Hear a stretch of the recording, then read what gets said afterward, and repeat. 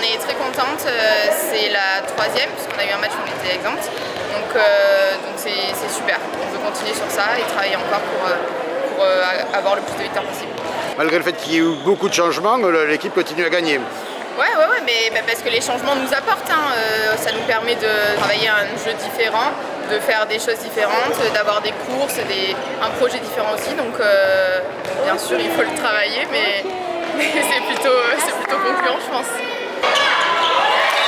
Théa, donc défaite contre les Girondines, quel sentiment?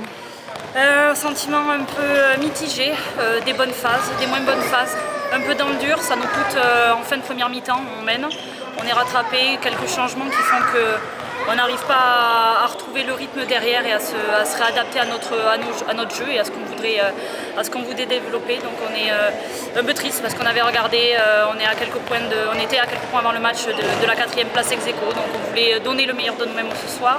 On a essayé, on a échoué contre une équipe qui a su prendre opportunité des ballons que nous on a perdus et qui a réussi à s'en saisir et à passer devant.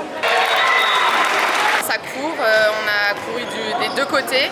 C'est vrai qu'on a eu quelques échecs au tir, mais c'est ça qui nous rend le match serré. Mais je pense qu'on a quand même fait de bonnes choses. On travaille encore nous, sur le collectif, les enclenchements.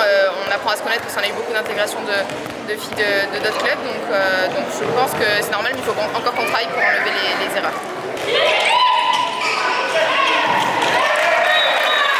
Il y a un banc qui est un effectif au niveau des Girondines qui est plus étoffé que le nôtre. Nous, on joue sur un set majeur, on utilise un peu moins nos rotations parce qu'on se rend compte en fin de première mi-temps qu'elles apportent moins. Du coup, en deuxième mi-temps, je pense que le coach essaie de faire les choix pour qu'on essaie de revenir, puisqu'on est en train de revenir, On repêche parce que la fatigue est là en fin de match. Là, qu'est-ce qui a fait la différence sur ce match? La capitaine.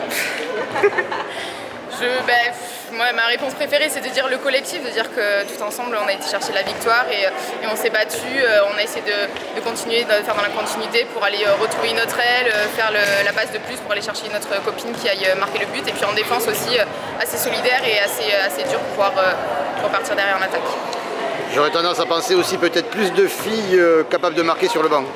Sur le banc, on est toutes capables de marquer, donc c'est vrai que ça au moins il peut tourner et si on peut avoir des échecs, il peut mettre quelqu'un d'autre, même si elle rentre 5-10 minutes, elle fait son travail, elle met ses buts et puis elle ressort et puis ça permet de tourner, nous de nous reposer et sur un match comme ça où on court beaucoup, c'est important.